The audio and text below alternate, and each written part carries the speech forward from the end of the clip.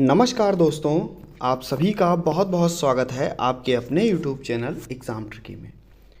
दोस्तों, हम इस वीडियो में बात करने वाले हैं रमसा यानी कि राष्ट्रीय माध्यमिक शिक्षा अभियान की, जो कि आपसे एक नंबर में इसकी फुल फॉर्म भी पूछी जा सकती है।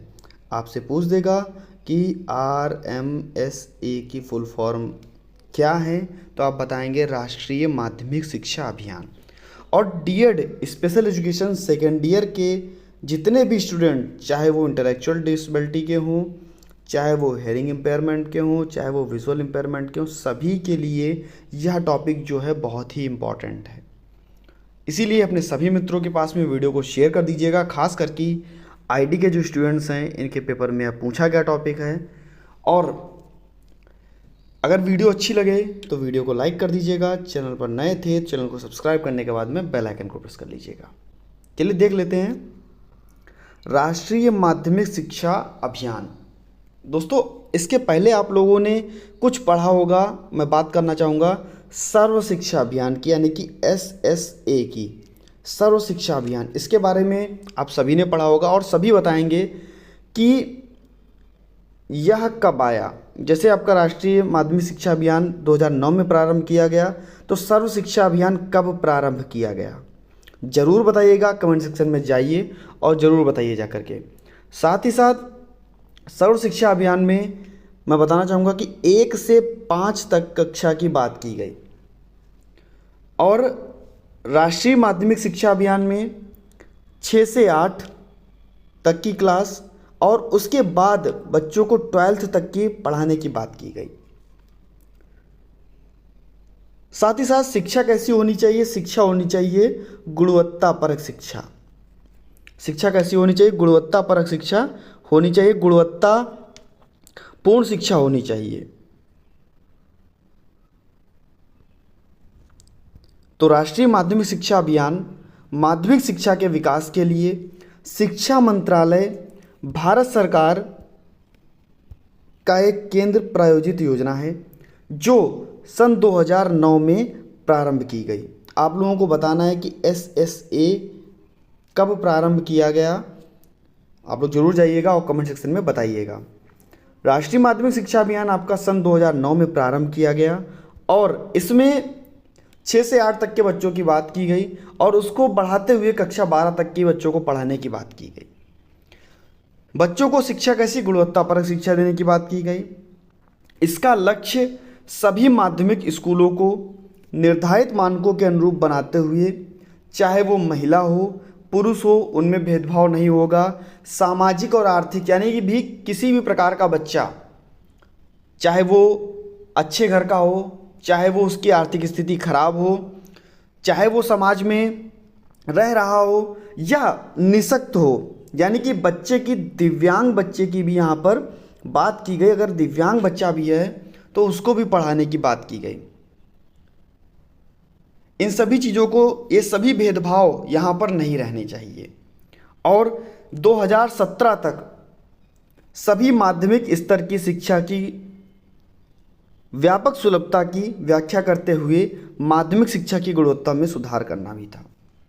यानी कि कहा गया कि 2009 के बाद में जब से ये प्रारंभ की गई, तब से 2017 तक जितने भी माध्यमिक स्तर के विद्यालय हैं, इनमें गुणवत्तापरक शिक्षा को सुधारा जा सके, यह इसका लक्ष्य था। आगे अगर हम बात कर लेते हैं दोस्तों, अगर आपको वीडियो अच्छी लगी तो वीडियो लाइक कर दीजिएगा। चैनल पर नए थे, चैनल को सब्सक्राइब कर लीजिएगा। और आपका अपना चैनल केवल तत्पर रहता है आपके एग्ज़ाम की तैयारी कराने के लिए। आप सभी को पता है कि फर्स्ट ईयर में भी आपको कैसी तैयारी कराई गई थी और सेकेंड ईयर में भी। तो दोस्तों, प्लीज़ वीडियो को एक बार ज़रूर शेयर कर दीजिएगा अपने सभी मित्रों के पास में, उनको भी जगा लीजिए कि पेपर आ चुका है। साथ ही साथ क्या कहा गया आगे कि माध्यमिक, जो मुख्य उद्देश्य माध्यमिक शिक्षा की गुणवत्ता में वृद्धि करना, कुल नामांकन दर जो कि 2005-06 में केवल और केवल कितनी थी, 52% थी, वह 2009 से लेकर के, यानी कि अगली पंचवर्षीय योजना में 2009 से लेकर के 14 तक 75% करना था। यानी कि जो 52% की जनसंख्या के अनुसार बच्चे पढ़ रहे थे, जो कि 52% ही केवल बच्चे जा रहे थे पढ़ने के लिए, उन बच्चों का नामांकन बढ़ाना माध्यमिक शिक्षा में, क्योंकि प्रारंभिक शिक्षा तक तो बच्चा जाता था, लेकिन माध्यमिक शिक्षा में जैसे ही बच्चा बड़ा हो जाता था, वो जहाँ पर सुविधा नहीं थी बच्चों को पढ़ाने के लिए, तो क्या किया जाता था, उनको काम करने के लिए या किसी भी प्रकार से उनको विद्यालय नहीं भेजा जाता था। लेकिन यहाँ पर क्या कहा गया कि अगली पंचवर्षीय यानी कि 9 से 14 वर्ष के तक जितने भी बच्चे हैं, जो भी नामांकन है 75% करना, जो कि पहले नामांकन 2005 में कितना था, 52% था। इसका उद्देश्य 15 वर्ष की आयु के सभी बच्चों के लिए सार्वभौमिक शिक्षा प्रदान करना और केंद्रीय मंत्रालय से वित्त पोषण राज्य सरकार के माध्यम से प्रदान किया जाता है, जो अलग कार्यान्वयन एजेंसियों को जिसकी स्थापना करते हैं। और 11वीं पंचवर्षीय योजना सन 2002 से 2007 के दौरान कुल आवंटित बजट जो था इसका, वो 2012 अरब यानी कि अमेरिकी डॉलर में अगर देखा जाए तो 26 अरब अमेरिकी डॉलर का इसका बजट था। तो दोस्तों आगे हम बात कर लेते हैं इसके उद्देश्य क्या क्या थे।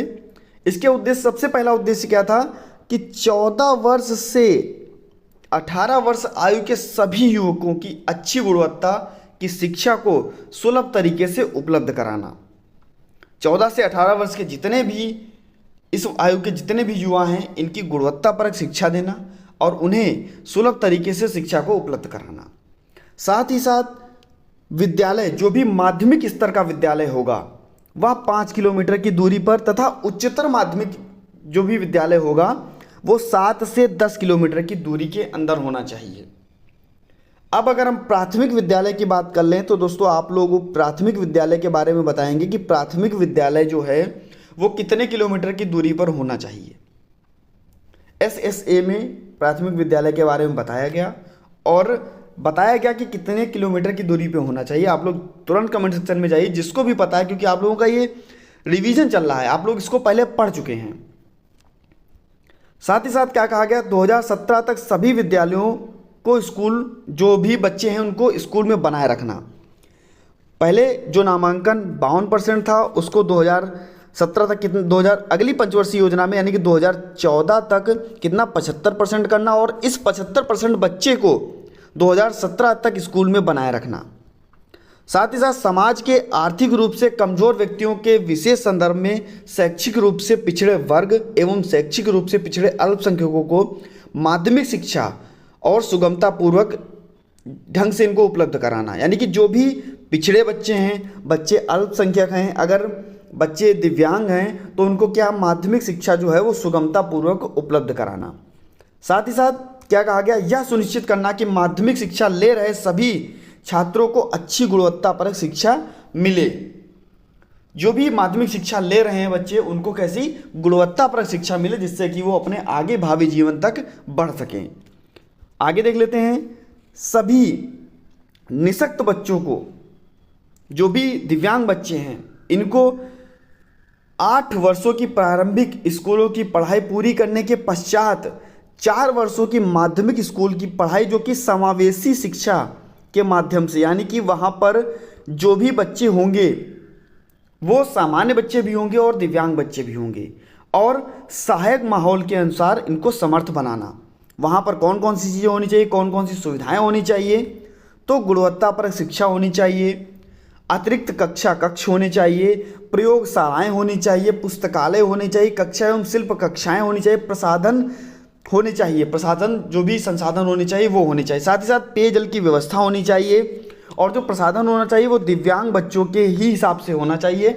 अगर किसी भी विद्यालय का प्रारूप बनना चाहिए तो भी दिव्यांग बच्चों के हिसाब से ही बनना चाहिए। रैंप की व्यवस्था होनी चाहिए।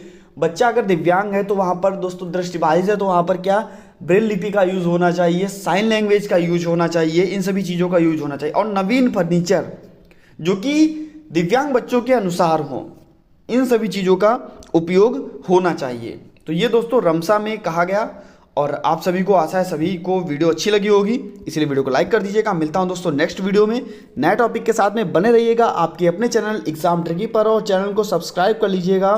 साथ ही साथ बेल आइकन में ऑल का ऑप्शन आएगा, उसको प्रेस कर लीजिएगा। धन्यवाद दोस्तों।